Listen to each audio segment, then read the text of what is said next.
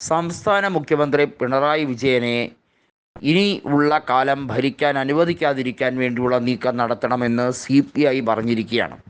ലോക്സഭയിൽ ഇടതുപക്ഷത്തിനേറ്റ ഏറ്റവും വലിയ പരാജയം പിണറായി വിജയനോടുള്ള ജനങ്ങളുടെ അമർഷമാണ് അത് സൂചിപ്പിക്കുന്നത് എന്ന് CPI ജില്ലാ ഘടകം തിരുവനന്തപുരത്തെയും തൃശ്ശൂരിലെയും അതുപോലെ തന്നെ വയനാട് ജില്ലയിലെയും ജില്ലാ ഘടകങ്ങൾ വ്യക്തമാക്കിയിരിക്കുകയാണ്.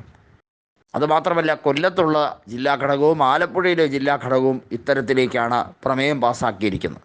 സംസ്ഥാന കമ്മിറ്റിയും ഈ ഒരു രീതിയിലേക്ക് മാറുകയാണ്.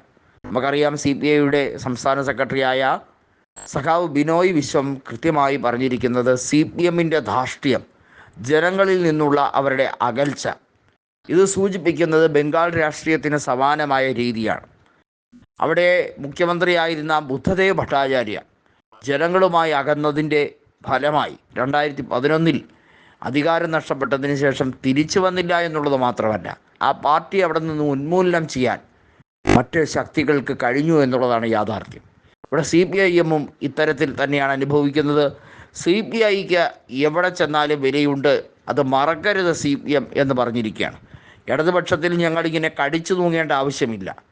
അനാവശ്യമായി ജോസ് കെ മാണിക്ക് കൊടുത്ത ആനുകൂല്യങ്ങളിൽ കൃത്യമായും വിയോജിപ്പ് CPI പല ഘട്ടങ്ങളിലും പ്രകടിപ്പിച്ചിരുന്നു. CPIയുടെ സിറ്റിംഗ് സീറ്റുകൾ വെട്ടിച്ചുരുക്കാൻ വേണ്ടിയുള്ള നീക്കങ്ങൾ വരെ ഇടതുപക്ഷത്തിനകത്ത് CPIM നടത്തിയിരുന്നു. EP ജയരാജൻ മികച്ചൊരു കൺവീനറെയല്ല. അദ്ദേഹം BJPയുമായി പലതവണയായി ഡീൽ നടത്തുന്നു എന്ന പരക്കെയുള്ള ആക്ഷേപം നിലനിൽക്കുകയാണ്. അതിനെക്കുറിച്ചൊരു അന്വേഷണം പോലും നടത്താൻ ആരും തയ്യാറാകുന്നില്ല. CPIയുടെ ആശങ്കകൾ കൃത്യമായി പങ്കുവയ്ക്കാൻ കഴിയുന്നില്ല, പാർട്ടി യോഗങ്ങളിൽ കഴിയുന്നില്ല. തീർച്ചയായും ഇതിനെ ഗൗരവപൂർവ്വം പരിഹരിച്ചില്ല എന്നുണ്ടെങ്കിൽ അതിന് വലിയ വില കൊടുക്കേണ്ടി വരും.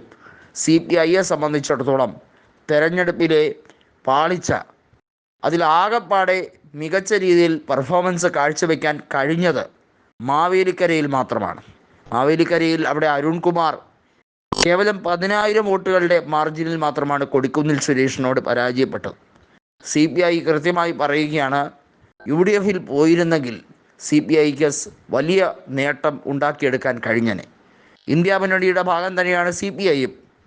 അവർക്ക് തമിഴ്നാട്ടിൽ കോൺഗ്രസും സ്റ്റാലിനും ഒക്കെയുള്ള ഇന്ത്യ മുന്നണിയുടെ ഭാഗമായി നിന്ന് തന്നെയാണ് 2 സീറ്റുകൾ ലഭിച്ചത്. ആ 2 സീറ്റ് മാത്രമേ ദേശീയ തലത്തിൽ CPIക്ക് ലോക്സഭയിലുള്ളൂ.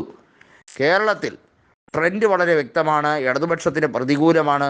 CPI രാഷ്ട്രീയപരമായി ചില തീരുമാനങ്ങൾ, കടുത്ത തീരുമാനങ്ങൾ എടുത്താൽ നാളെ CPIM കുറ്റം പറയേണ്ട കാര്യമില്ല.